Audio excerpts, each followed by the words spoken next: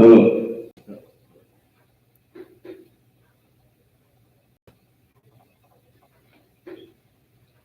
what I go to what you call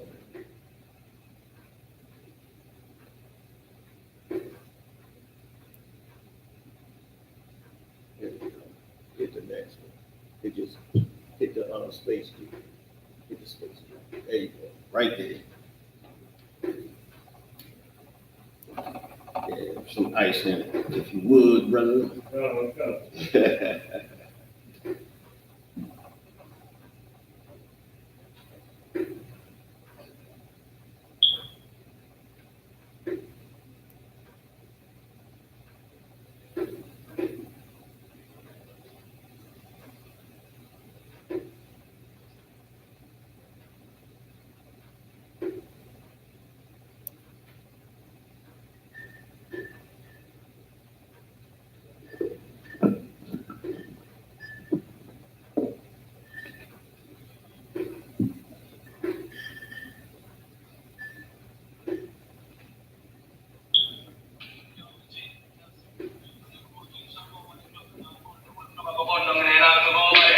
So now I'm actually lower. Now I'm actually roll lang muna sa King Live. Approve pa na stage. Lahat yung sina na nagsasabi.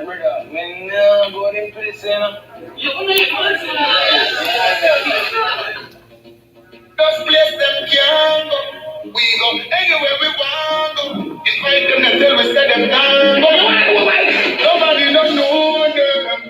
I just don't want to show them. Nobody don't know them. Them hype up on the people, them I show them the ropes and grow them. Nobody don't know them. I just don't want to show them. They really see them so them. This is wrong set a man, I know them, I go get to a back show them. Gunsmen don't know them, marksmen don't know them, staffmen don't know them, blackmen don't know them, policemen don't know them, fiercemen don't know them. All them are one like a near-pen grow them. Shotting don't know them, shooters don't know them, Brandon don't know them, Reddies don't know them, Monica don't know them, Trees don't know them. All them are one like a bubble hill grow them. Anatown don't know them, Red Town don't know them, Jones Town don't know them, Spanish Town don't know them.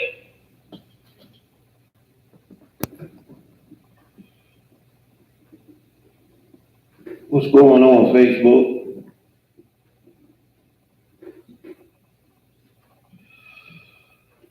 I'm Officer Kawan Palak sitting in for General Kabal Ahmad for our history class tonight. We are the Israelite School of Universal Practical Knowledge. Started out in 1 West, 125th Street up there in Harlem, New York. We're all under Commanding General Yohanan. We're not affiliated with other Israelite groups, and that's even more important these days. You understand? You got brothers of different Israelite groups going to jail, backbiting, just like the Christian church, man. Israelite groups are nothing but just like the Christian church, man. Look, we're all under Commanding General Yohanan, unaffiliated with other Israelite groups. Since 1969, we've been teaching the truth of this Bible. Blacks, Hispanics, and Native Indians are the true Jews of the Bible. And the white man is, of course, the devil. We're going to find out about the devil. We're going to find out about Satan tonight. Hasatan. We're going to find out his works. And look, also, we're going to find out that there's an angel that is Satan, and there's also the devil, which are two different things. The water, appreciate it. That's what's up. Big old hunk of ice. Of course, we know that the white man is the devil, so we're going to break some of the scriptures down about Satan, about the angel Satan, how he works, who he works for. And we want to talk about the devil, who is the white man, who he works for, what he does, how he maneuvers in this earth, man. And more importantly, how he goddamn destroys us. And we're going to go back a little bit. We're going to go back in history. You know, I prepared a little presentation for y'all tonight, but look, before we go into that. You remember the sister that went into I think it was a Walmart and pulled a gallon of ice cream off the shelf and took a goddamn lick and put it back. You understand me? They found her. You know, and really, ordinarily, I wouldn't be talking about this buffoonery, but the reason why I'm talking about it specifically is because everybody, especially these fake Israelite groups, these goddamn Yisraels, you understand, these damn fake Israelite groups that had so much bow towards the sister. Like she nasty. I beat her ass. I strangle her. She need to go to jail. Well, look, they caught the sister. They caught the sister. And then I'm reading online about the comments that these Israelites are making. You know, because they're talking about giving her 20 years. And guess what? She only 17. She's a minor. And the fact that she's only 17 speaks to her state of mind and her ignorance. However vile and disgusting, that is not worth 20 years. Of course, all we know now is that they're not charging her as an adult. But white people are extremely upset about this. Very upset. They want her neck. They went and found her. Searched the internet, used forensics, and they found her. No telling how much money and man hours was spent finding this 17-year-old. But look, even the ice cream manufacturers said that you can clearly tell when it's been tampered with.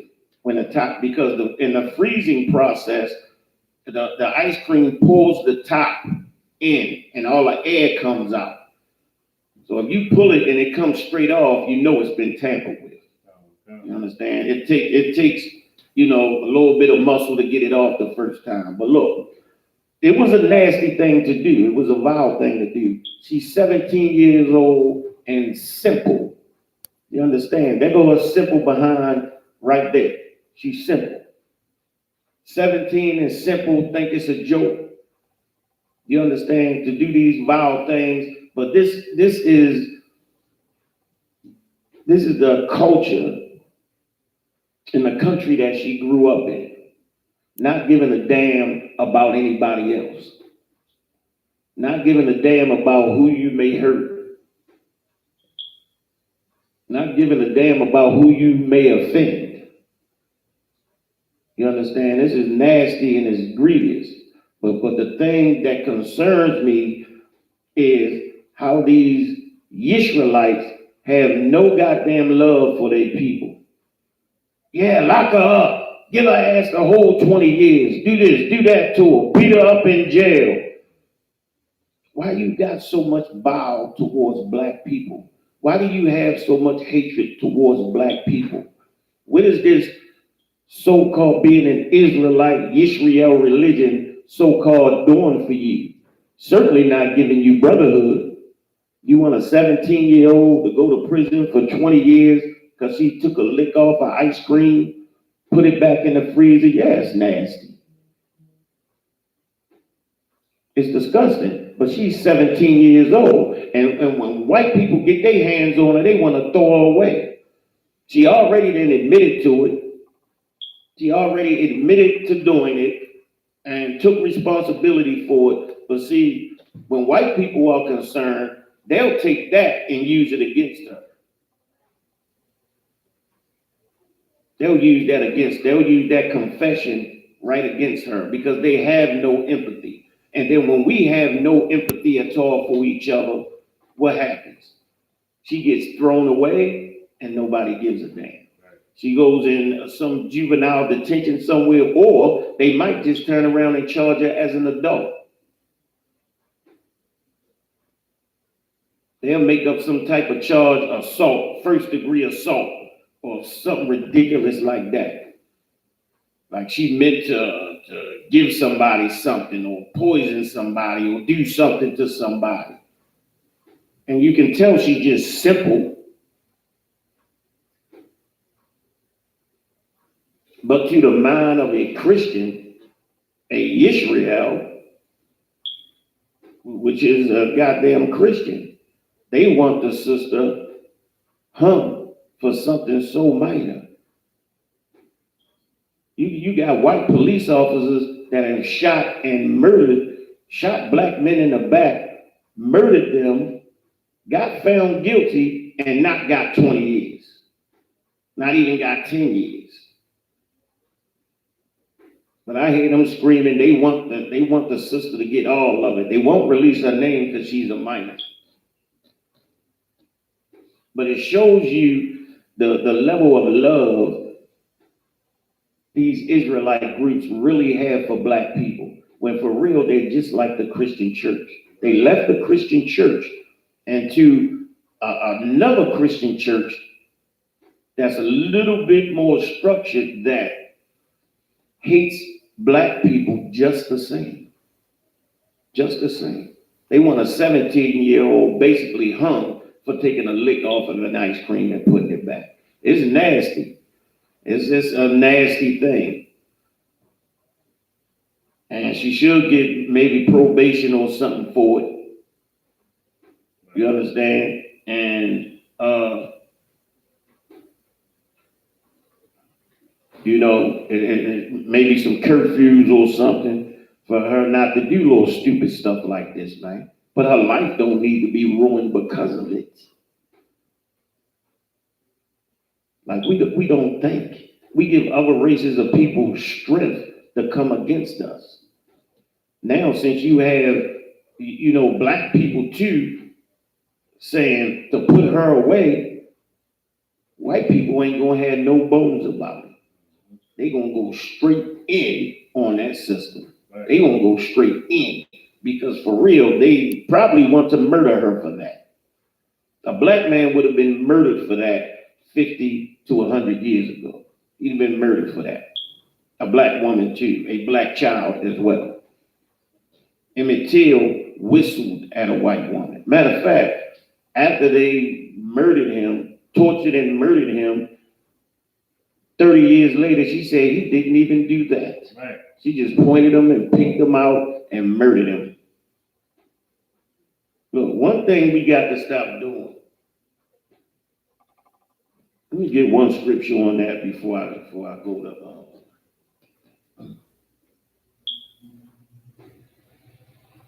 Give me 1 second. Let me get one scripture on that before I move on to Satan, man. Really, I don't like dealing with little mild stuff like this, man, but the type of hatred, man, the absolute bow. And I was looking at other Israelite groups. I wasn't looking at people out in the world. I'm looking at the people with the Israel behind their name. And it was like they want to kill and fry the sister.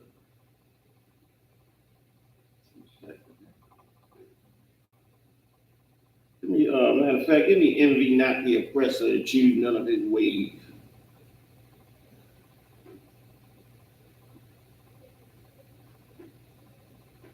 You understand? Proverbs 3:31. Look, when you got a sister that's 17 years old and she's doing little stupid, vile stuff like this, she's getting it from her environment. You understand? She needs attention. She needs something that's going to bring likes to her page and some type of attention that would make her feel a little bit better about the goddamn condition she living in. Because white America is flooding our damn neighborhoods with dope. Making sure that we get no business licenses. So to open up a legitimate corner store, which black people have owned in black neighborhoods for the past 100 years.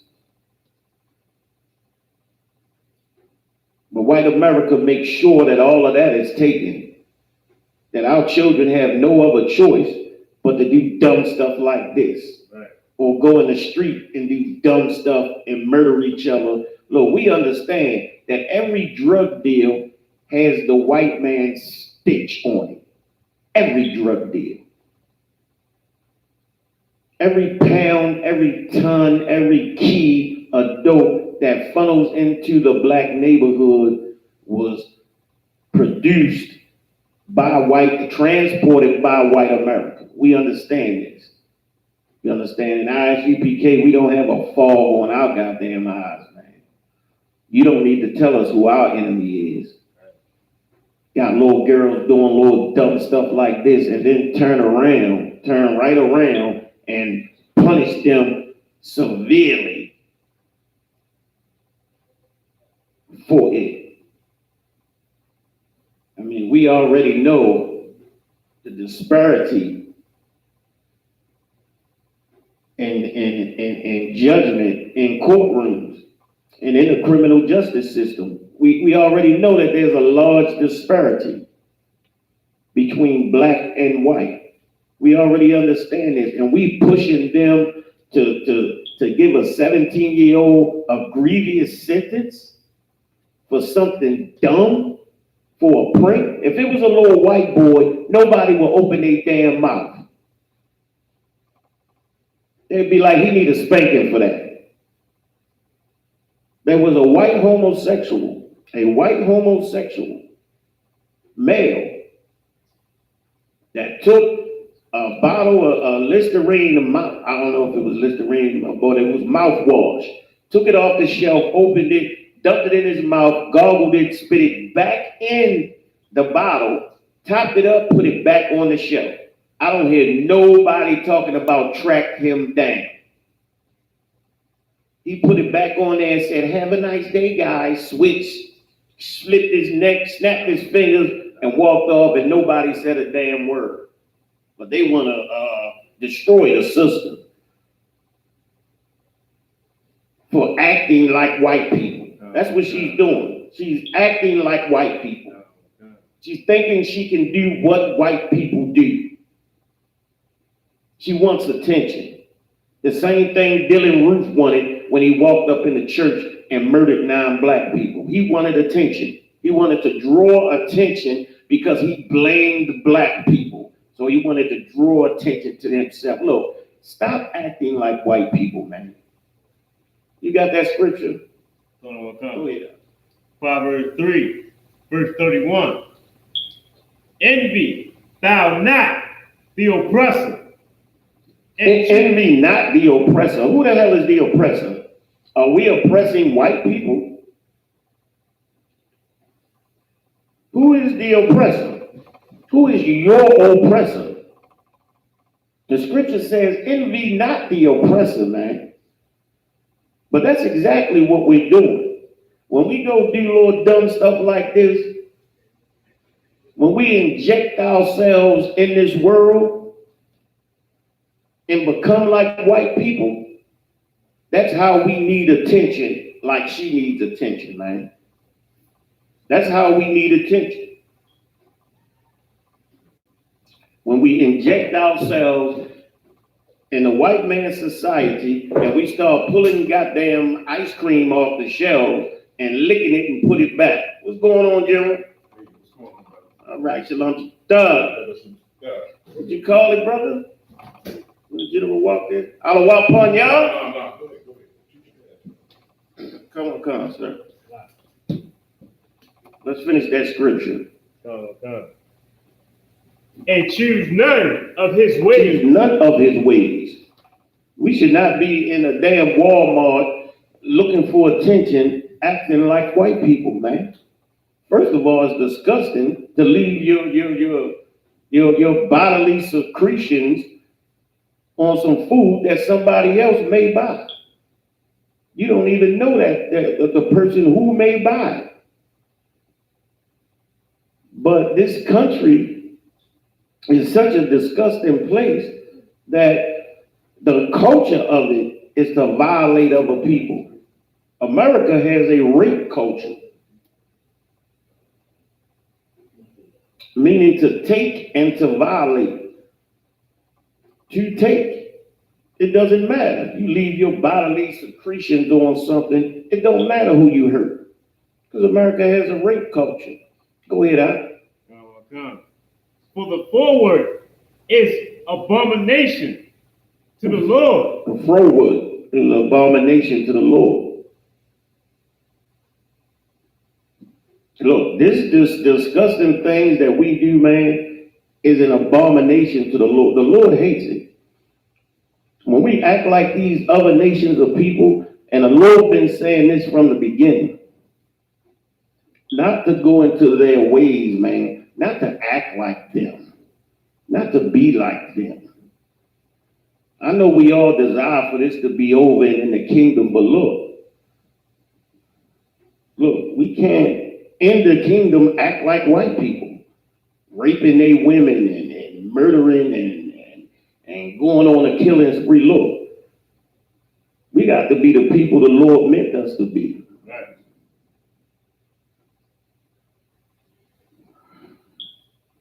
Flip the screen.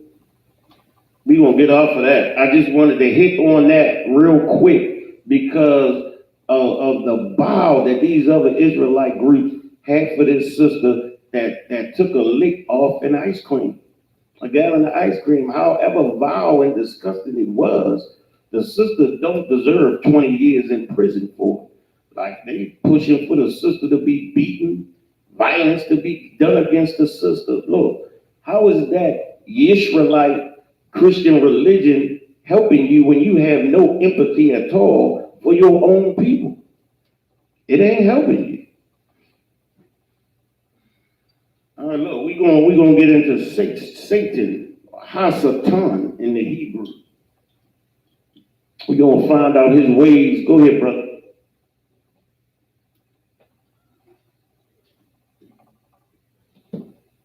Just hit the space bar. There you go.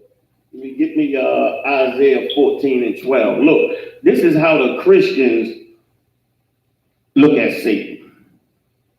All right, I'm gonna give a scripture that some Christians use to say that God and Satan were enemies or fighting, and God kicked Satan out of heaven. And it is because, of course, the Christian church does not understand the Bible. You understand? When they're reading it with the eyes of a white man. They've learned it in his colleges, and when they're reading it, they're reading the lie. You understand? They can't really understand the truth of it, but if they would look at it as a black man would look at it and get the proper breakdowns, you understand? Let's get there. Go ahead and read that. Isaiah 14, verse 12. Go ahead. How art thou fallen from heaven? How art thou fallen from heaven? You know, a Christian would say, see, that's it. That's it right there. God kicked him out of heaven. Go ahead. Oh, Lucifer. Oh, Lucifer. How art thou fallen? God kicked him out of heaven. Kicked him out. Kicked him out of the heavens and dealt with him, sent him down to some place under the ground where he can poke people with a pitchfork. And we're going to find out where that comes from, where that philosophy comes from. Go ahead. Son of the morning. Son of the morning. Go ahead. How art thou cut down to the How ground? art thou cut down to the ground. So in the mind of a Christian, this says to him that Satan has been kicked out of heaven by God and cut all the way down. Cut down to the ground, all the way down to hell. As if Satan was an enemy and God had to kick him out of heaven, which is preposterous. But this is what a Christian thinks of this verse. And I've heard many of them say it. And they say it with passion. How art thou cut down to the ground? But look, we're going to find out what this really means. Because we're going to get the whole chapter and find out what this is talking about. And that's very important to understand the relationship between the Most High and Satan. Any more on that? Come. Which did it? Weaken the nation. Which did it? Weaken the nation. He had his pitchfork under the ground and he's poking the leaders of nations, destroying the leaders of nations. Look, that's fantasy. It's fantasy. And where it comes from is Dante's Inferno. And I'm not talking about the actual literal Bible. I'm talking about the doctrine, the religion, the philosophy that Christians put around the Bible and then try to justify that philosophy in the Bible, but it actually never works because it's a false doctrine. Is that it on that? Someone 13. Let's just go to the next slide. Let's get the chapter from the beginning. We'll bring it down all the way until we get to verse 12, and we'll find out what verse 12 actually means. You understand? These here are Russian icon paintings.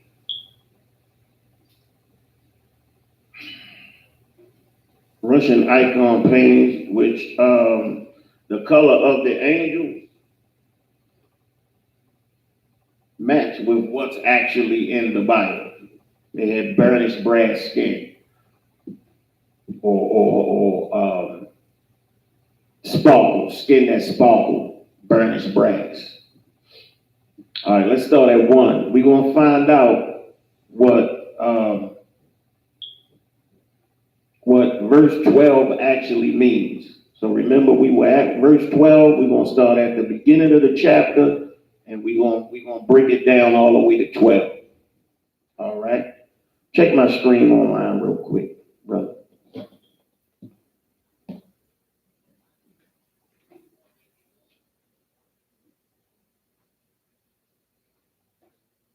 Just click the bottom on the taskbar. Oh, good. Do well, brother. All right, let's go back up to verse 1 of Isaiah, and we're gonna break it all the way down and find out what verse 12 actually means. And when we get the whole chapter, then we can tell that this wasn't an expulsion of the angel who was Satan. All right, go ahead, brother. Isaiah 14, verse 1. Mm-hmm. For the Lord will have mercy on Jacob. The Lord will have mercy on Jacob. Who's Jacob? The progenitor of the 12 tribes of Israel. All right. The Lord is talking about having mercy on Jacob. What does this have to do with Satan being kicked out of heaven? It has everything to do with it. Tune in. Keep reading, brother. And will yet choose Israel. And will yet choose Israel. Very important that at the end of everything, the Lord will choose Israel. That choice is very important. What is Israel? Israel is a nation. Nations rise, nations fall. All right? The Lord will choose Israel, which means that the nation of Israel will rise. All right? At some point. We get into it. We getting there. Just hold on. Keep tuning in. Go ahead, brother. And set them in their own land. Read that again. And set them in their own land. Set them in their own land. That is the rising of a nation. When them fake Jews or the Jewish or people who call themselves Jews in 1947, they went to what was at that time called Palestine. They infiltrated There was a 6-day war, and they took it. You understand? A nation rose. A nation rose and took a land. The Lord didn't give them the land.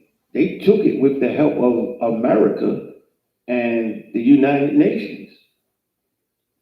The Bible doesn't say that, but in 1947, a nation rose. You understand? That took over the land and took it from who had it at the time, which were the Palestinians. Now, that doesn't line up with the Bible at all. But that's to say that nations rise, nations fall. You understand? Go ahead, brother. Okay. And the strangers shall be joined with them. The strangers shall be joined with them. Who are the strangers? When a nation rises, the strangers that are amongst that nation, those strangers are going to what? Go ahead. Be joined with them. Be joined with them. All right, so let's get it. What's happening so far? The Lord gonna have mercy on Jacob. He gonna put Jacob in his own land, and the strangers that are in that land are going to be joined with him. Now we got to find out how they're going to be joined. Go ahead, brother. And they shall cleave. They shall cleave, which means they gonna join tight. Go ahead. To the house of Jacob. The house of Jacob, man. Go ahead, brother. And the people shall take them. The people shall take them. Look, when somebody takes you, that's by force. That's not by choice. The people will take them. The children of Israel are going to take them. Go ahead. And bring them to their place. Bring them to their place, man. Put them in their damn place. This is not going to be this is not going to be a thing that they're going to want. This is going to be forceful. This is going to be terrible. You understand? Terrible for some, but glorious for others. What are we talking about here? The children of Israel are going to take them. This is what we were talking about, a rising of a nation. This is how a nation comes into fruition. What happens? The people that previously occupied that land, that nation, are going to take them and put them in their place. Why? Because their place is no longer at the top. Right. Their place is no longer at the top. You understand that? Who runs America today? The white man runs America. The white man rules in America. You understand? The white man chooses who lives and who dies, who prospers and who doesn't. He chooses because he rules. You understand me? Well, the Lord said a nation. The Lord builds nations, bring nations up, build nations up, and some nations have to fall. You understand? When you are on top, you in the land, you run everything, you on top. When your nation falls, you fall down. You fall hard. Go ahead, brother. Okay. We getting to the point. What verse we on? Verse 2. Verse what? Verse 2. 2. Okay. Okay, go ahead. And the house of Israel shall possess them in the land of the Lord. The house of Israel shall possess them. Now the land that the Lord is going to put us in is the land of the Lord. Understand? That is the garden. That is the land of the Lord. He's going to bring us back to the land that he promised. This is what he's talking about. The land that he promised the children of Israel. This is the rising of a nation. Remember that. It's being formed. And it says the children of Israel are going to take those strangers into possession. When you take somebody into possession, they are a slave. You're making them a slave. They are your possession to do with as you will. Go ahead. Come. And they shall take them captives. They shall take them captive. Go ahead. Whose captives they were. Who captives they were. So, all right, we're getting a little closer now. We're getting a little closer to the point. Look. The Lord is going to put the children of, he's going to choose the children of Israel, put them in their own land. The strangers that are amongst them are going to cleave to them. The children of Israel are going to take them, possess them, put them into slavery. This is going to be harsh, brother and brother. Look. And it's justice. It's justice. Look, putting the people into captivity whose captives they were. Right. Look, it can't ever be, we can't ever have the mentality of we're going to forgive white people for slavery. You know why? This is very important. If we forgive white people for slavery, the moment they have the opportunity to put us into slavery again, they'll do it. Because there was no consequence behind them putting us into slavery, working us, murdering us, putting us into privatized prisons, gentrifying us, castrating us, lynching us, experimenting on us. If there's no consequences behind it, why the hell not do it again? Look, everybody is going to understand that if you put a man into captivity, you're going into captivity under those people that you put into captivity. And then your life is going to be in their hands.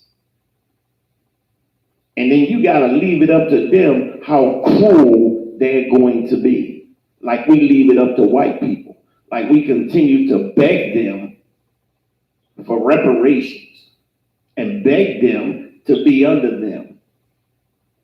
And then keep relying on them to act like they have some type of empathy or humanity when they do not.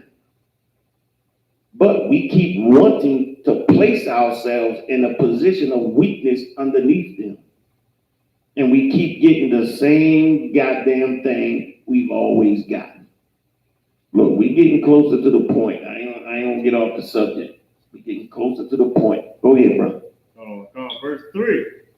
And it shall come to pass in the day that the Lord shall give thee rest from thy sorrow and from thy fear and from the hard bondage wherein thou wast made to serve. Look, thy fear and thy hard bondage. Look, who works harder than black people, man? Look, we still working on plantations. There is a prison called Angola. You can go look it up on your cell phone right now, where black people are working on a plantation in slavery.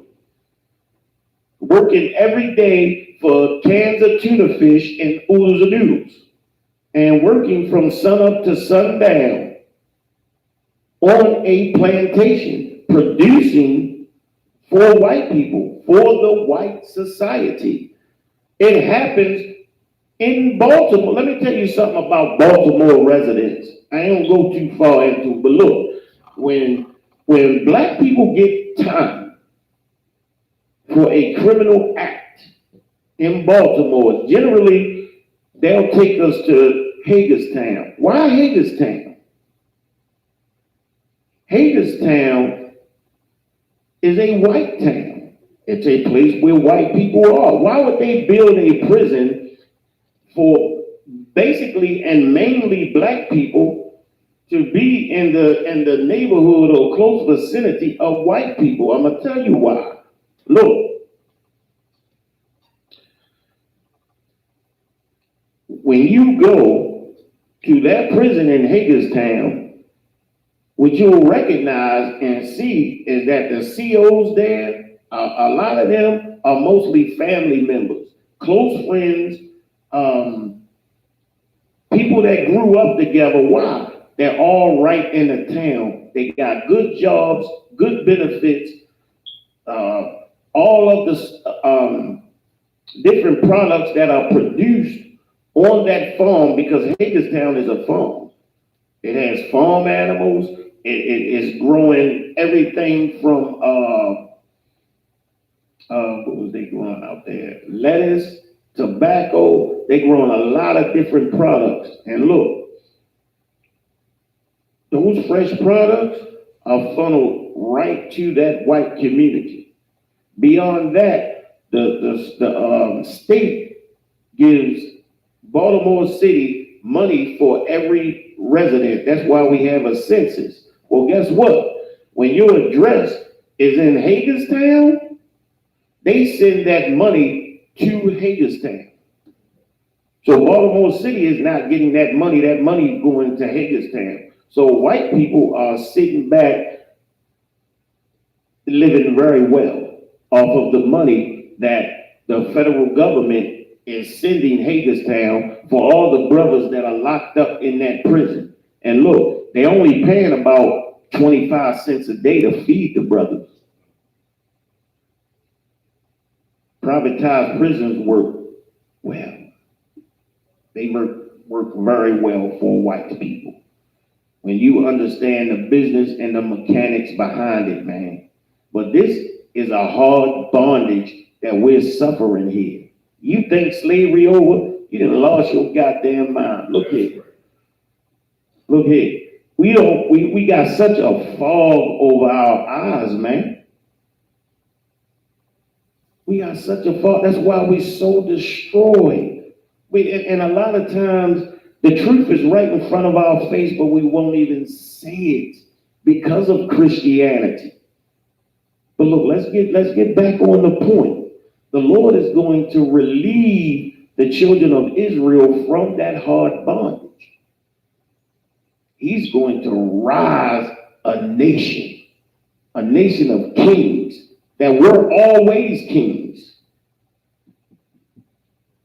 This is the time, brother. And brother, look. The rising of a nation means the toppling of another one. And this is that falling that 12 is talking about. We're going to get to it. Go ahead, brother. Come. Verse 4. That thou shalt take up his proverb, thou shalt take up this proverb against the king of Babylon. Which is God, the Lord, call America. Spiritually Babylon. Why? Because this is a place where all nations came together. All nations come together. What do we see when we walk around our neighborhood? Strangers. We see Chinese people. We see Arab people. We see white people. We are gentrified, pushed into smaller and smaller communities. Our businesses stripped from us, our integrity stripped from us. And look, we see strangers all around us. All right? It's coming together. It's coming together. We're going to put it all together. Go ahead, brother. How have the oppressors seized? The golden city seized. Look. Who is the oppressor? We went through time and time again, who is the oppressor? The strangers. The strangers. That's the oppressors. Those strangers that are going to cleave to Israel. Those oppressors that are in power now, at the pinnacle, in their heaven. Look, when you control commerce, fully control the commerce in the country, all the corporations, all the medium to small businesses. You control the banking industry. You control it all. You control the life. You control the death. If you want a certain people to die, you don't need to go out physically and kill them. You lay traps. You put dope in their community. You make for sure that you push homosexuality. You push sexual deviancy on them. Why? Because there's a disease that kills sexual deviance. Make sure that you push unclean food on them. Make that which kills them a delicacy. You understand? Black people in America, look, have the most heart disease of anybody else, more AIDS. Why? It's being marketed and pushed upon us, and we have the curses on us. But these scriptures talk about the Lord is going to yet choose Israel. We getting to the point. We getting to the pinnacle here that there is a nation that is in a heavenly state. All right? There are white people that they're born and they can sail on a damn yacht all day. They don't have to work.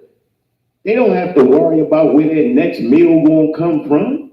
They ain't got to worry about that. They don't have to ever work. That's a heavenly state, man, where you have all the power.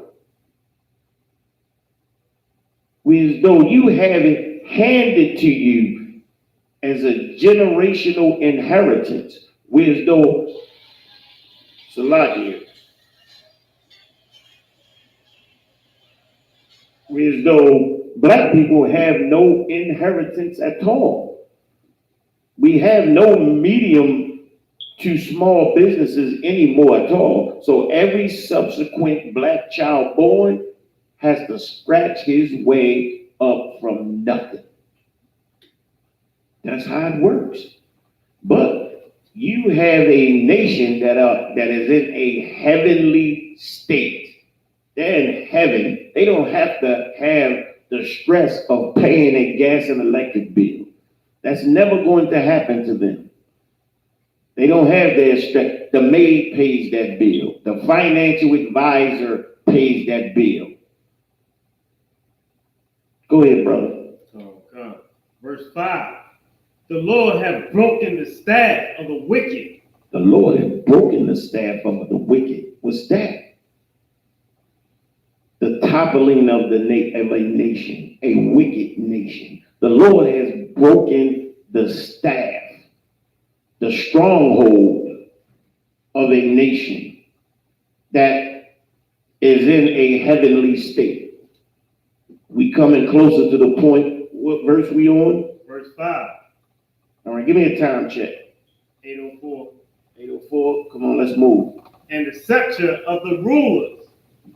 The scepter of the rulers. What is a scepter?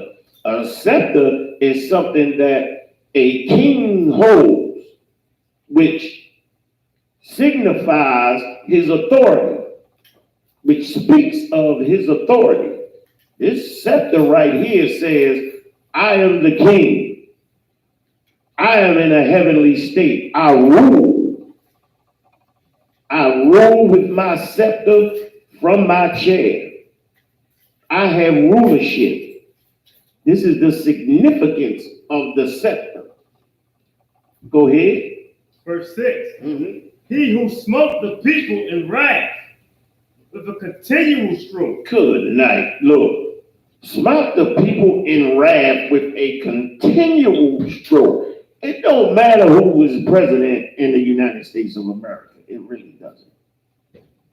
Barack Obama was president and made everybody a homosexual. Oh, my God. Bill Clinton was a president and mass incarcerated every black man in America. Right. He did play the sax. He did do that. But he locked everybody up. Look, he's like the goddamn Pied Piper. playing the goddamn saxophone while Negroes walking right up into jail cells, making him trillions upon trillions of dollars, man. He did a hell of a thing for America. He made America wealthy off of privatized prisons. In his heaven. Read that scripture again. Oh, come. Verse 6. He smote the people in wrath with a continual stroke. Night. He smote the people in wrath. Look, the white man has a perpetual hatred for the children of Israel. Look, he's thinking 10 years in advance of anything we can think of, man. Constantly coming down the road with new ways of destroying us, man. Now we got the weed with the fentanyl. We thought the weed was safe. You understand? And you got brothers smoking weed every 4 hours. Why you got to smoke a blunt every 4 hours? That wasn't that back in the day. That wasn't happening. We called them a J. You smoke a J. That was probably it. Why do you have to smoke every 4 hours? Because it's a powerful narcotic that's compelling you to smoke every 4 hours. It's destroying your body from the inside out. It's weakening you. It's making you a homosexual. It's leaving you open to everything that's out in that street that wants to destroy you. It's leaving you vulnerable and your family and your children. You smoking weed and your woman comes to you and say, I'm going to have an abortion. Okay. Your woman calls you on the phone and say, somebody breaking in the house. Okay.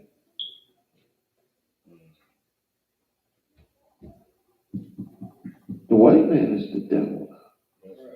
Come on. Come on, we gotta move. He that ruled the nations in anger is prosecuted.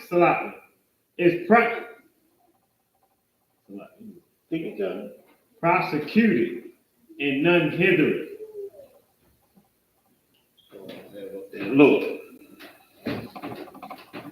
Look, the white man murders us absent any justice at all. He murders us, man. He murders us on film so grievously that you look at it and say, God damn, they gotta go to jail for that. We saw that they broke Freddie Gray back. They gotta go to jail for that. No, bro. Because we don't understand the mechanics of what's going on here.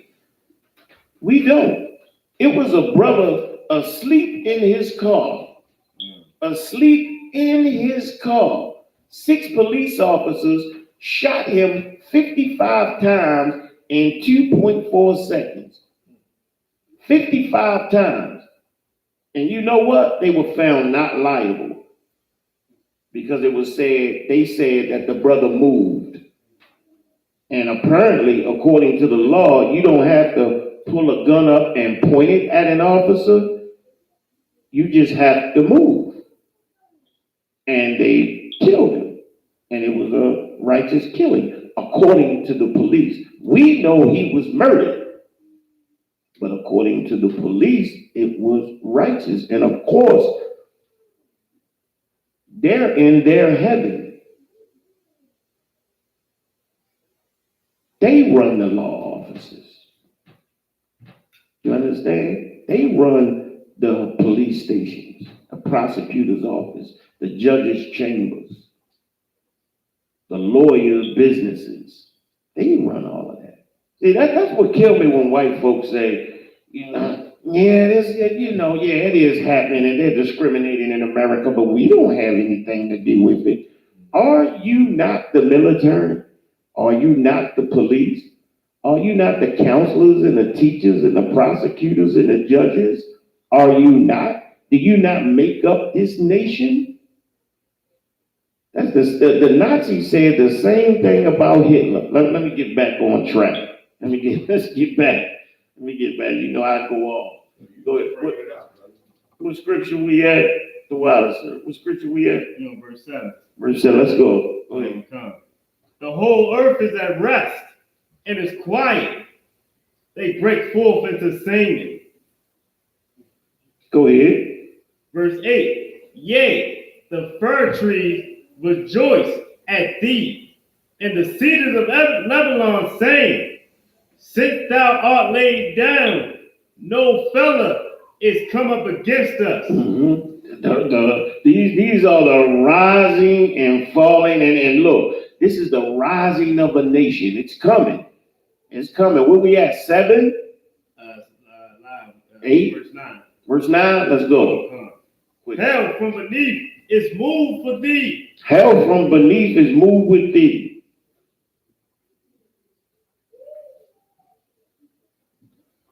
You want Isaiah 14 and come. Start from when we done at verse 9. So you at 9? Go ahead. To meet thee at thy coming, it stirreth up the dead for thee, even all the chief ones of the earth. Mm-hmm. It hath raised up from their thrones all the kings of the nations. Mm. Verse 10. The rising and falling of nations. Here it comes. We going to explain it and break it down. Go ahead.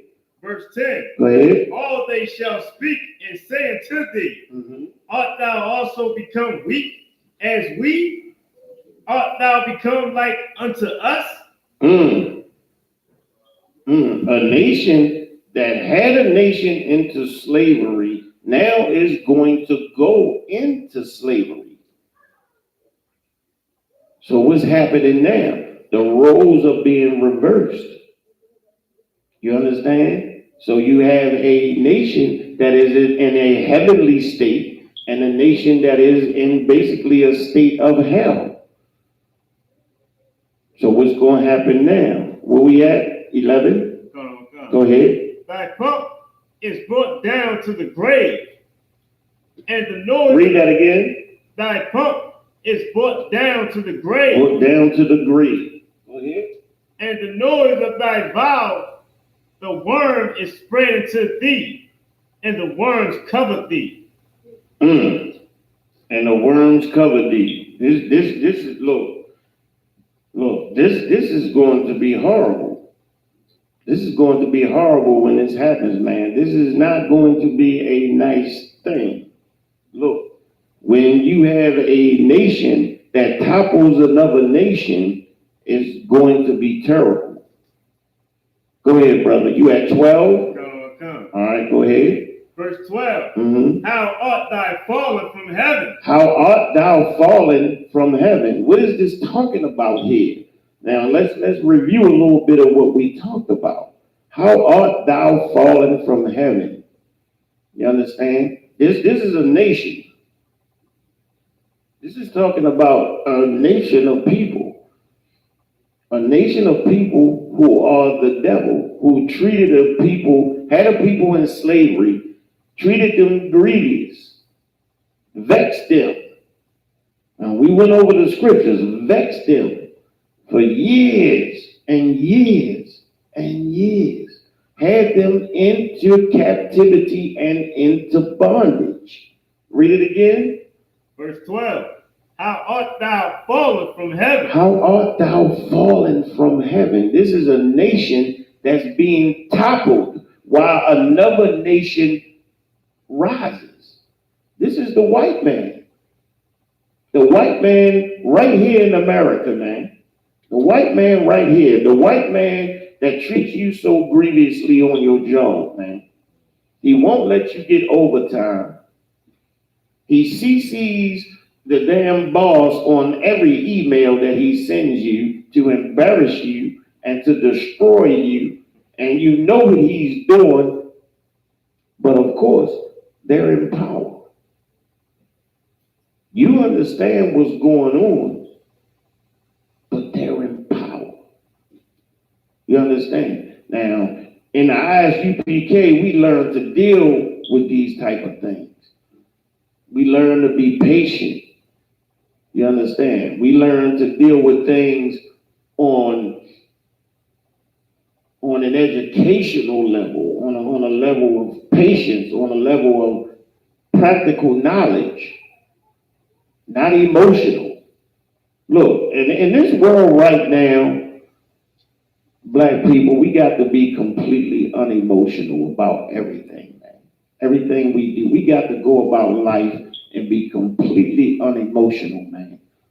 Because what's happening now is they are vamping up the evil, trying to destroy us, man. They want every one of us to be a homosexual and an absolute destroyed idiot that will pull a gallon of ice cream out and lick it and put it back, man.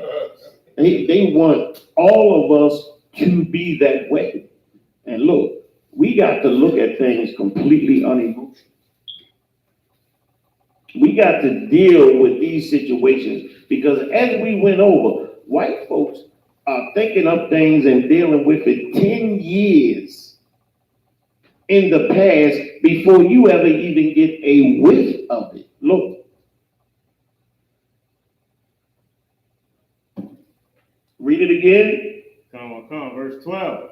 How art thou fallen from heaven, O Lucifer? O Lucifer, how art thou fallen from heaven? How art thou fallen from that heavenly state? This is the white man being toppled. His nation, his society, his culture. He doesn't have a culture. He appropriates everybody else.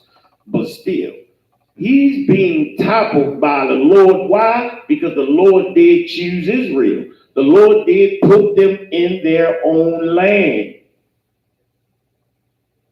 The Lord is going to choose Israel.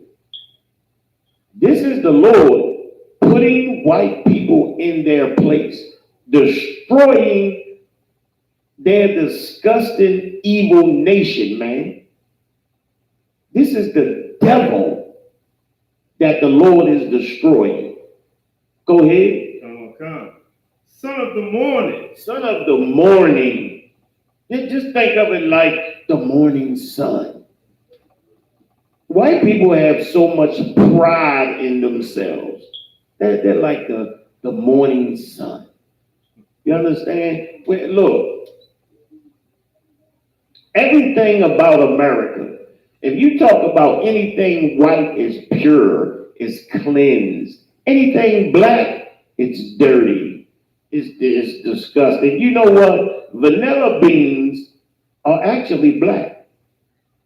Vanilla beans are black. Vanilla ice cream is naturally black. But white people said vanilla tastes so good, it should not be black. It should be white because it tastes so good. Look, the white man makes everything black evil. Right. Everything black, uncourageous, not honorable. You know, you would change vanilla to white because you don't like the fact that something that tastes so good is black. A vanilla bean is black. Black ice cream comes out of a damn vanilla bean. They actually made it white because they said it tastes too goddamn good to be black. And that's not the devil. I don't know what to tell you. Go ahead, Al. How art thou cut down to the ground? How art thou cut down? This nation is cut down to the ground because of the amount of evil that they have enacted against a people, man. The Lord is destroying this nation, destroying the scepter of power. You mentioned that. This is all about the toppling of a nation. This is not about the Lord fighting Lucifer, the angel, and we're going to go into the relationship that the Lord has with Lucifer. So Satan, the angel, we're going to go into that in a minute. But this is the Lord destroying an evil nation that vexed and enslaved a people. Look, you got to read and understand the entire chapter to understand verse 12. If you go straight to verse 12, you'll see the lie. You'll see Dante's Inferno. We're going to go over that in a minute. Go ahead. Which did weaken the nation. Which did weaken the nations. Was that a demon under the ground, or was that a hellfire missile? Was that some red cat with horns, or was that a thermonuclear weapon? Right. You understand? Was that an M1 tank? Look, was that a Spitfire plane? Was that an F-17, an F-18 Hornet? You understand? The white man has weapons, devices at his fingers to destroy. He got drones that can see 20,000 miles into space, man. He got drones that can see a license plate from 10,000 miles, you understand, off the surface of the earth. But he can't see where the dope coming from. Right. Because he pushing in the dope. Look, you have to understand the strategy and how the devil works. You understand? He gives you a problem. He pushes a problem to you and then comes in to solve that problem. And when he comes in to solve that problem, he makes it worse than the problem actually was. Look, we really don't understand the strategy of this beast, man. This right here, this Bible is extremely important because it's telling us that the arrogancy of the white man will be dealt with. See, white people think they not going to ever have to pay for the dirt that they do on this earth, man. They are arrogant enough to believe that everything they do, they're going to get away with. They tell us to forget about slavery. You know why? Because they think they're never going to have to pay for it. Look, when we go asking them for some damn reparations, it weakens us. Because look, think about it, man. They wouldn't give us a flea-bitten, dirty mule. They wouldn't give us one goddamn mule. Go ahead, sir. And the thing is we asking for reparations when God gave us the whole earth. How you gonna ask for reparations when God gave you the whole earth? That's again, I've been saying it a few times here. How it's like me stealing $100 from a brother and going back to him. He acknowledges the fact that I stole it from him. I acknowledge the fact that I stole it from him. Then I turn around and say, yeah, man, I did steal your $100, but you know what I'm gonna do? I'm gonna give you 10 of it back, and I'm gonna just keep the other 90.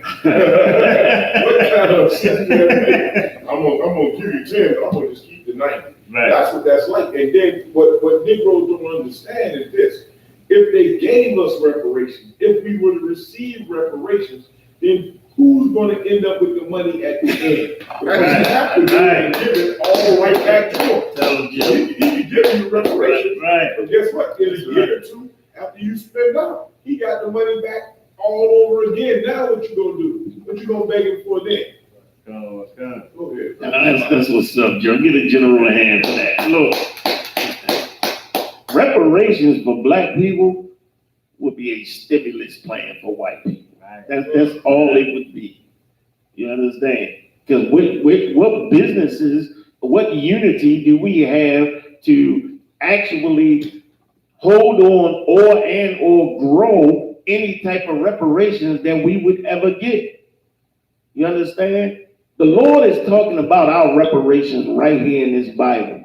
Verse 12 is our reparations, man.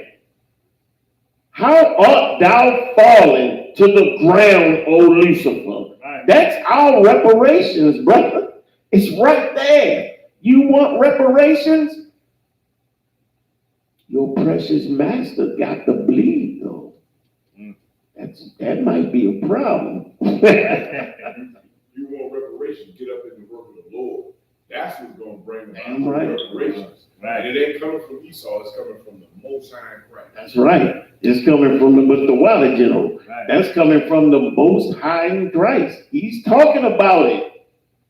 That's reparations. How art thou fallen unto the ground, O Lucifer? That's our reparations. But we got to work for those reparations. We got to follow the laws, statutes, and commandments of the Most High. We just got to do what the hell he tell us to do. What he's always said from the beginning. He'll destroy our enemies for us, man.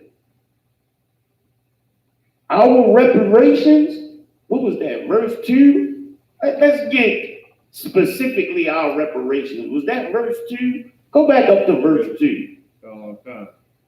Verse 2, and the people shall take them and bring, Go to verse 3. Verse 3, and it shall come to pass in the day that the Lord shall give thee rest from thy sorrow. He that had them into captivity shall go into captivity. Okay. That once. I'll get back with you. I got to run there. Come on, I don't have to walk up speak to. I need to walk. sir. Come on. All right, sure. Okay, verse 2, sir, at the end. Go And ahead. the people shall take them The people shall take them, and bring them to their place, bring them to their place. and the house of Israel shall possess them in the land. That's right. The house of Israel shall possess them. That's reparations. That's what we don't understand. That's the goddamn reparations. The reparations ain't a couple of dollars. What if every black man in America got $3,000? What the hell you gonna do with it? Go buy a car?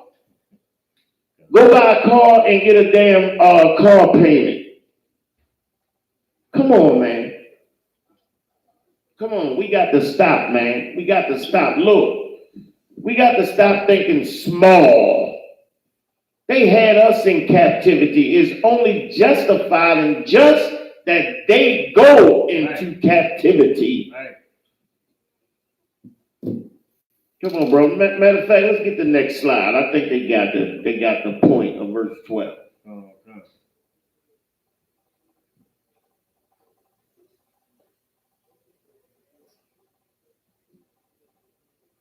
All right. Let's get Revelations 12 and 7, brother. We're gonna push on to this, man. We're gonna find out about Satan, Satan, how he works, how he moves. We're gonna find out the relationship between God and the devil. We're gonna find out about that. All right, come on, brother. Revelation chapter 12, verse 7. Yeah. And there was war in heaven.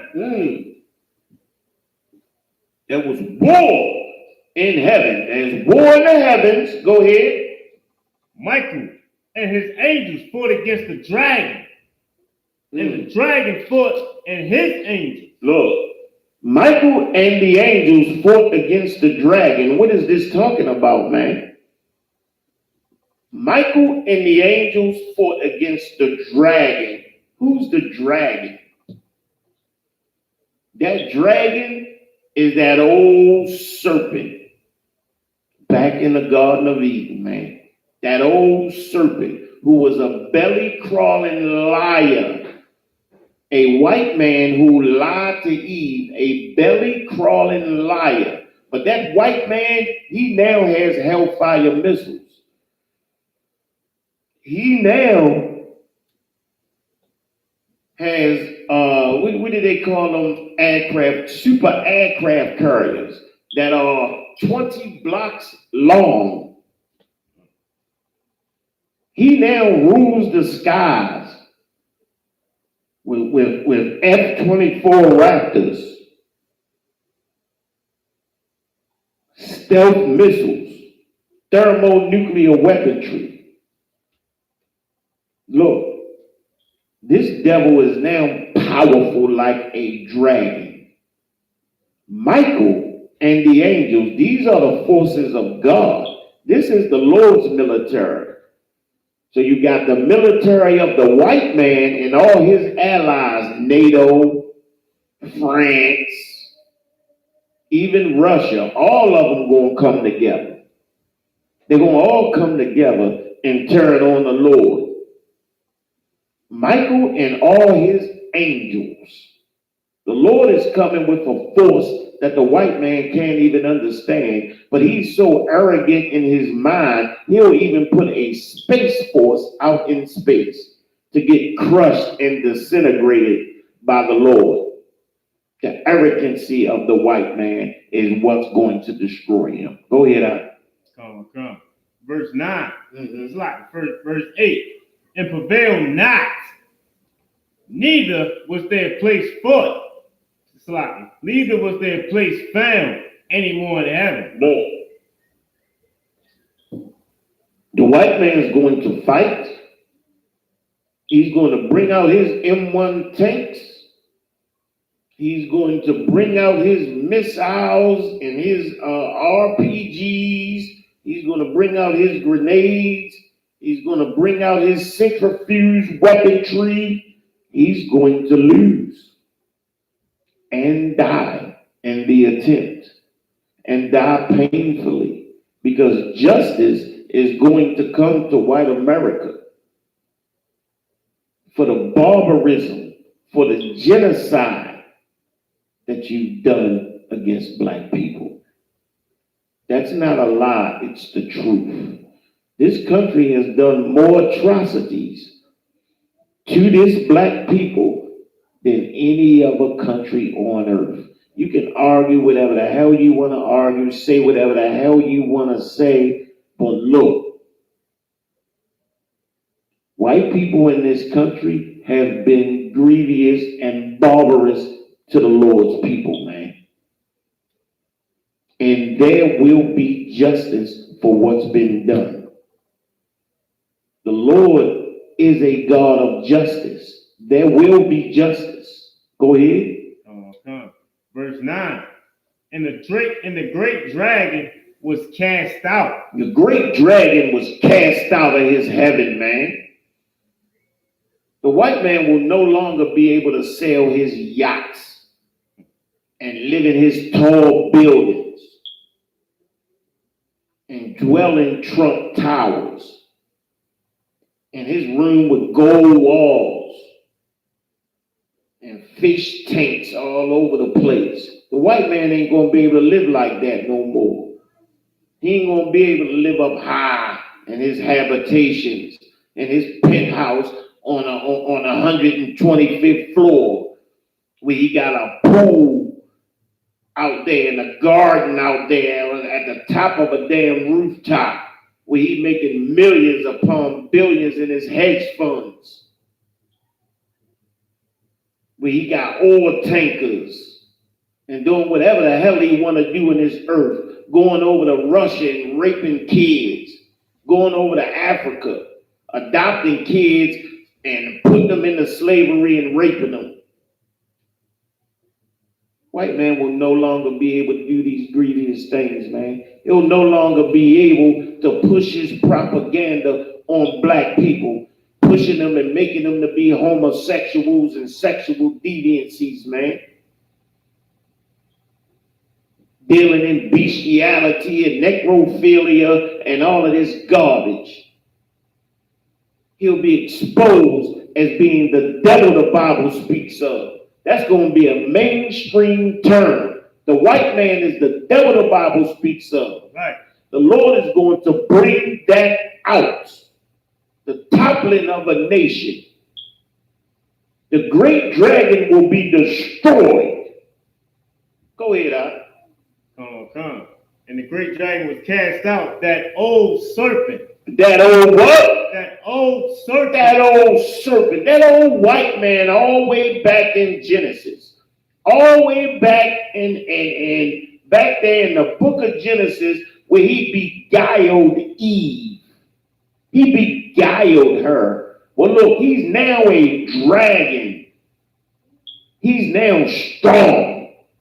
His tentacles are in every country, his banking institutions, his military is everywhere. The white man was in Japan, Nagasaki, and Hiroshima. He dropped nuclear weaponry, man. He dropped the atom bomb there, man. Murdered hundreds of thousands of people. And guess what? His military is still there. He haven't left yet. He's that red dragon. He got his claws everywhere, dug in everywhere, man. Because he's a murderer and appropriationist, man. He appropriates everybody else's culture and puts himself in it. He's the Egyptian, he's the Jew, he's the Gentile. You understand me? He's the Chinaman, he's the goddamn Hittite.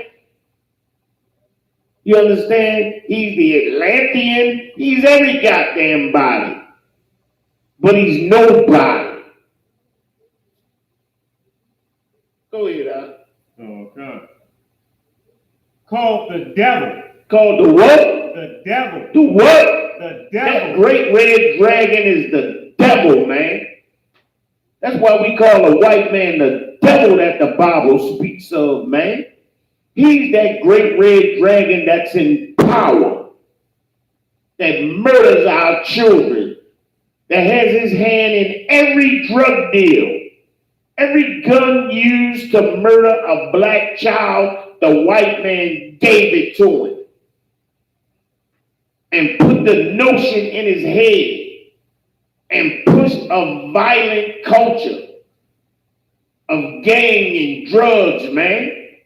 Before integration, we never did that. The only gangs they had was the Italian gangs, the purple gangs, the Jewish gangs. They murdered each other. They had, look, man, they had high-profile murders like the St. Valentine's Day murder. Right.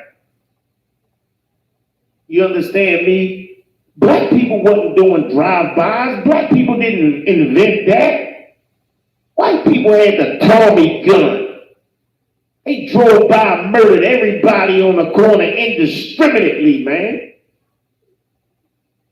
The Italians and the so-called Jewish man and the Irish, they murdered each other every day.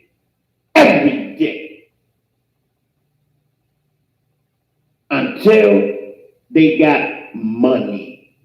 Until they were able to make a living off of black people. They were able to become the police forces and the fire departments in all the black communities around America, man.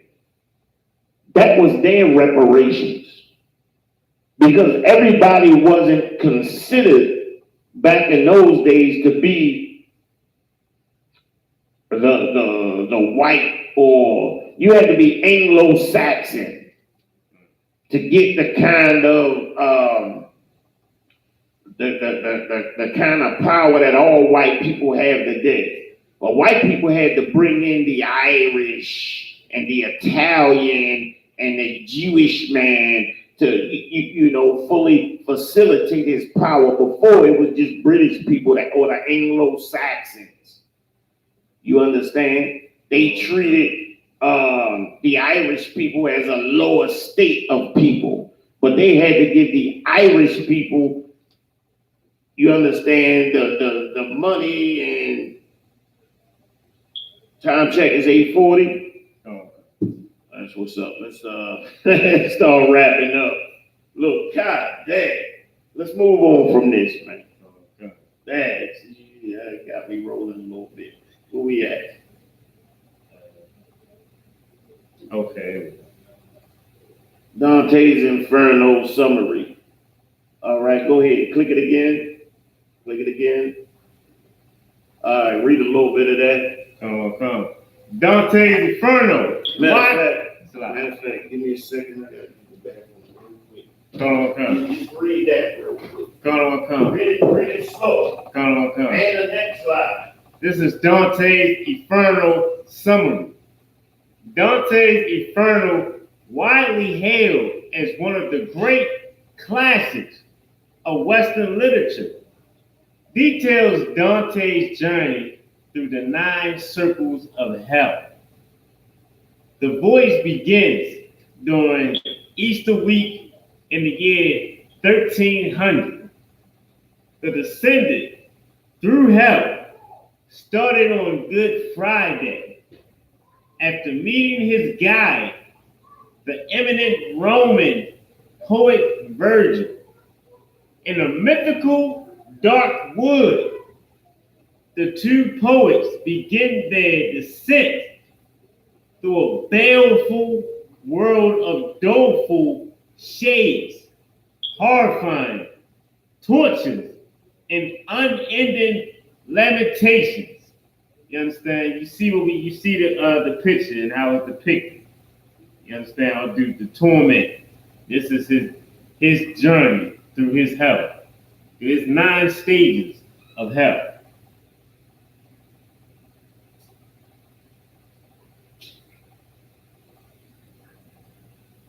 This is Dante's Inferno influence on Christianity. You understand? This is where we get a lot of our myths from. It's where we get the torture and how everything looks in hell. How a consistency of torture was given to those that were unfortunately given a hell sentence.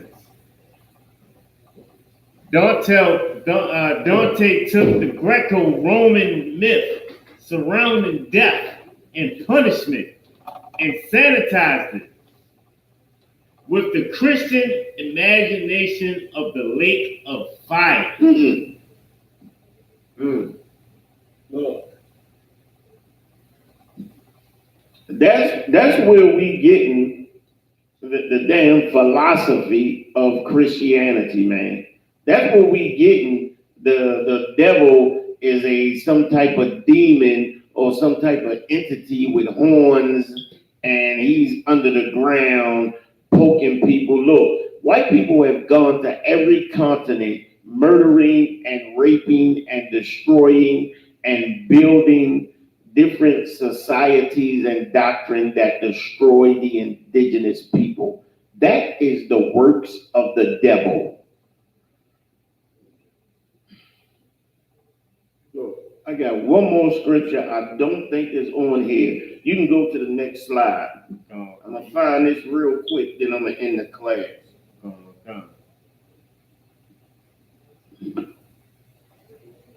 I got one more. Where we at? All right, Job 1 and 6. Let's get that real quick. Job 1 and 6. Let's grab that. And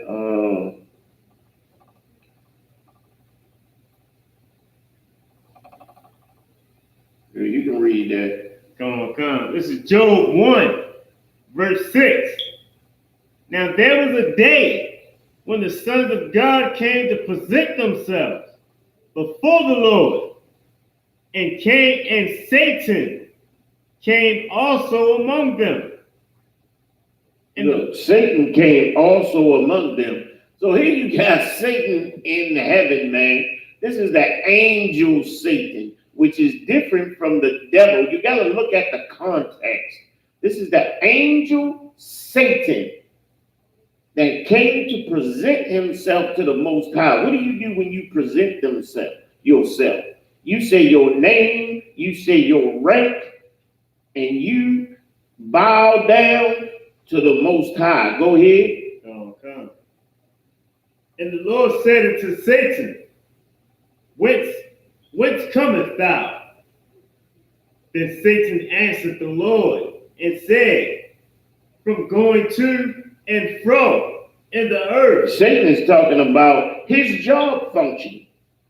He's going to and fro in the earth. He is going to and fro to prove people. You understand?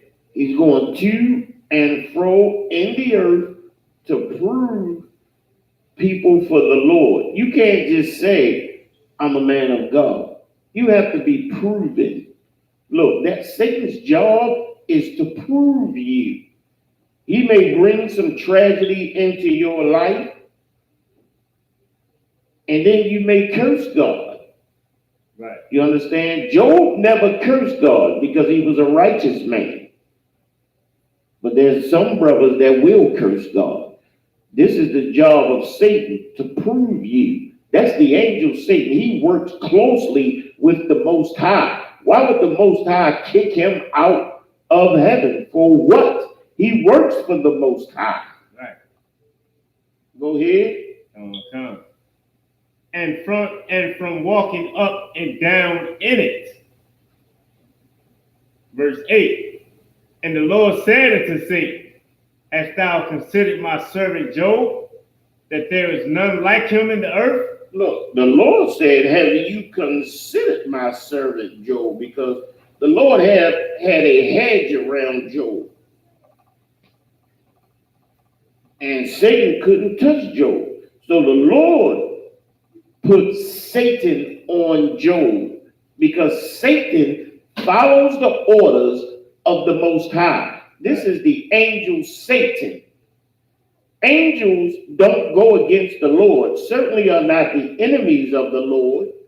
They do what the hell they told to do. Go ahead. A perfect and upright man, one that feareth God and escheweth evil. Look, Job was an upright man, meaning he was a devout man. Look, he did what the hell the Most High told him to do, and he didn't go against the Most High. So here's Satan right now to prove Job. Job is a righteous man. Satan is saying, well, he's only righteous because you got protection on him. When you take that protection off, he'll curse you. The Lord is saying, no, he's a righteous man.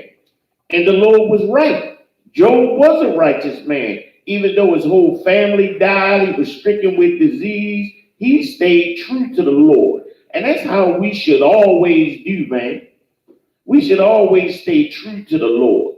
Because although he may unleash Satan, the angel, the spirit of that Satan, to bring about tragedy in our lives, we used to dealing with tragedy anyway, man. Right. That's all the hell we have in our lives is tragedy.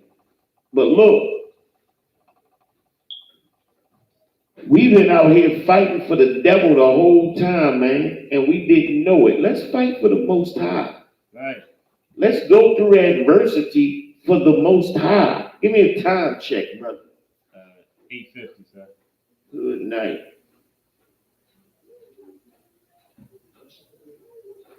All right, I'm trying to find this scripture, man. Trying to find this scripture. See if you can find it for me now, that's all.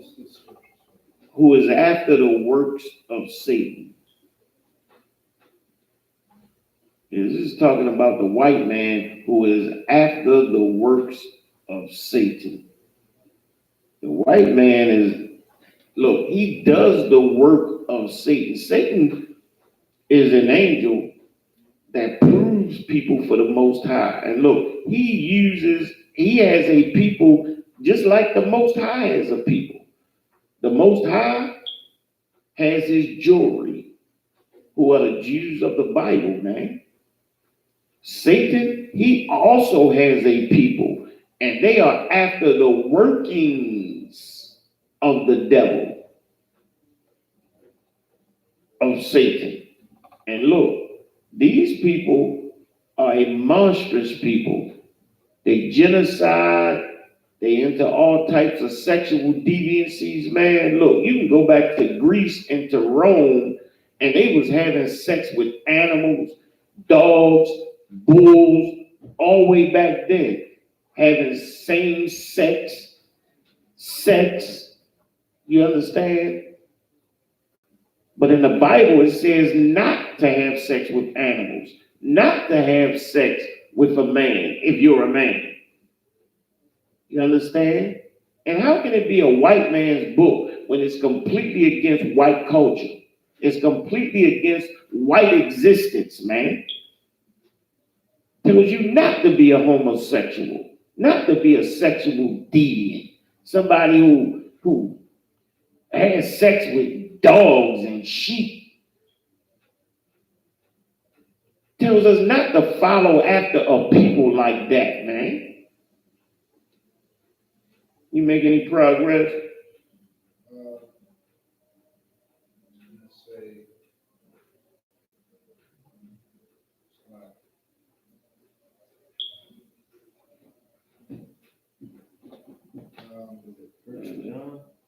First John 3:8.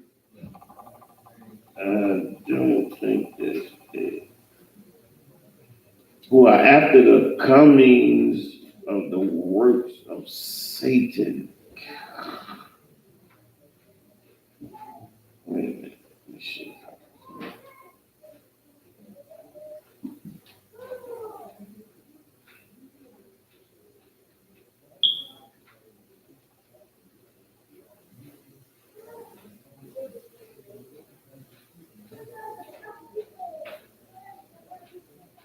Shit. See if I can find that. I want to go out on that. You can go to the next slide. Okay.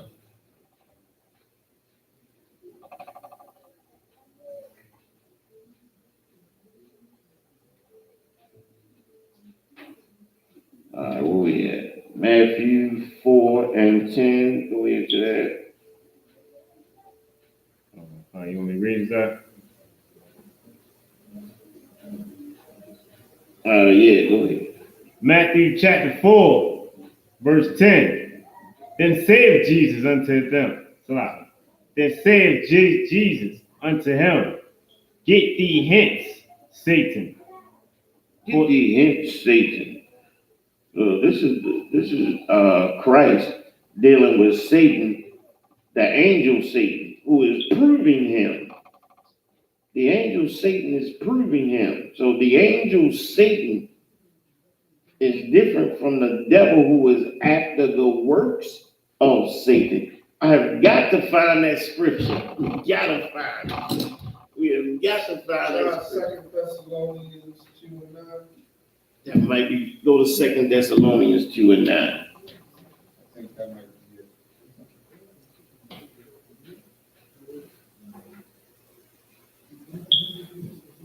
Let me know when you got it. Oh, okay, I got it. Mm-hmm. 2 Thessalonians chapter 2, verse 9. Even him whose coming is after the work of Satan. Woo! Even he whose comings is after the works of Satan. This is talking about the devil that the Bible speaks of. This is talking about the white man and the water. The water, for finding that, I should have known that scripture. I should have had that on the top of my head, because that's one of my favorite scriptures. And that shows that there is a people, a nation on the earth who is after the works of Satan. They do the work of Satan, man.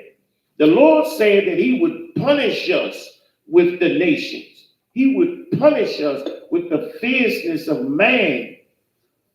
That's the devil that the Bible will look. The white man is the worst beast in the forest. The Lord calls him the beast of the forest. That's what he calls the other nations. The white man is the worst of every beast, because the white man is so goddamn cunning. He has no empathy. And he is after the comings of Satan. Not as all. I don't know if you want to start at 8, but 8 pretty much is like the foul, like the bring up. Go ahead. Go ahead. Read. 2 Thessalonians chapter 2, verse 9. And then shall that wicked be revealed, whom the Lord shall consume with the spirit of his mouth. Look, that wicked shall be revealed. The Lord is consuming by the spirit of his mouth. What does he mean by that? What does that mean? That's a serious breakdown right there. Look, the ISUPK, we out here every day. We out here every day. We are dissolving, consuming that evil with our mouths, because the Lord saw fit to give us the knowledge of who we were. And that's in Barak, man. The Lord said that in our captivities, we will remember ourselves, man. And we indict the white man every goddamn day for what he does to our people. And if it wasn't for the ISUPK, he would be able to work with absolute impunity. Right. But it's us who indicts the white man with the Lord's Spirit, the fire of the Lord. You understand? Hell of a precept, Bob. Go ahead. And shall destroy with the brightness of his coming. Look, the Lord is going to destroy the white man. He's going to destroy the white man with fire. We baptize with fire. When the Lord comes back, it's going to be a bright day and brother. We went through all of that in Isaiah. Was it the first chapter? All the way down to 12. Look, we talked about captivity. We talked about the toppling of a nation. The Lord Christ is going to come back in the brightness of his coming and destroy the nation that is currently in heaven, that is currently wicked and murdering and weakening the nations. Go ahead, Al. Verse 9, even him whose coming is after the working of Satan. Even him, even that white man whose coming is after the works of Satan, because that's what he is. When he murders our children, when he shoots a black man in a car who is asleep 55 times in 3 seconds, he's the devil. When he walks into a church and murders 9 people, innocent people, after praying for him, he's the devil. Come on. We get ready to end it up with that. Look, the white man is the goddamn devil that the Bible speaks of, and we have to understand that his works is after the works of Satan. Does not matter what he says out of his mouth, because he's a liar. All white people ain't do that. All white people ain't. You should forget them. You should move on. You should pull up your bootstraps and look. They're all liars.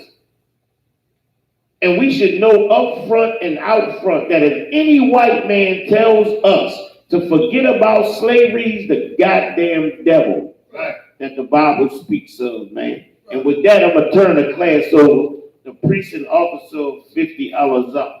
So why?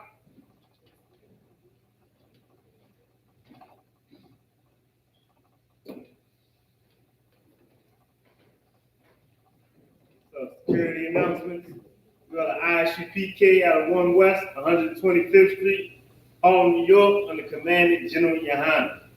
New rules for brothers and sisters. When a new brother or sister comes into the school, they are off limits for 6 months. They are to be saluted only. They are here to share themselves with the world.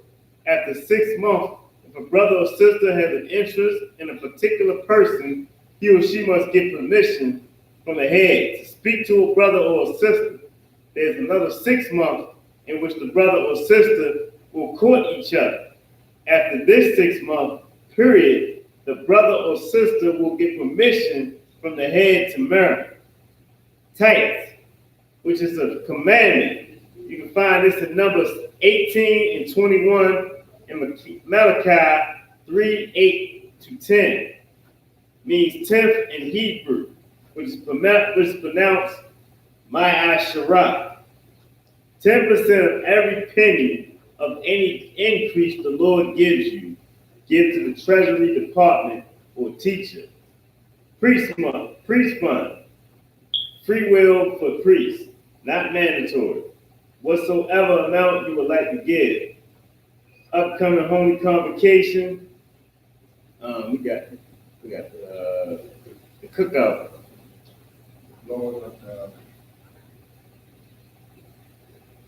Going to the Trump House. Yeah, cookout. Chicago cookout. Chicago cookout. What's the date? 25th of July. The 25th of July. You can check all the social media. You can go on isupk.com, Facebook, Twitter, YouTube, and so on for ISUPK events and material. If a brother wants to be a trooper in the school, then he has to start wearing all black, which includes black boots, shirt, pants, headband, and scarf.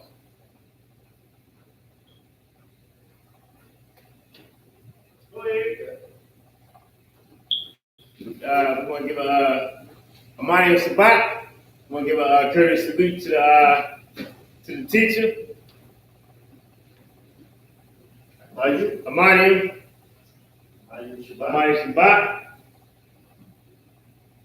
Amani Barak. Yahweh Shem Yahweh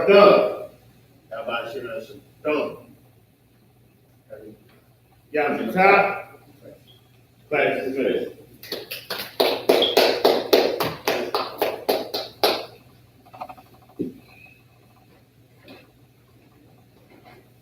You want to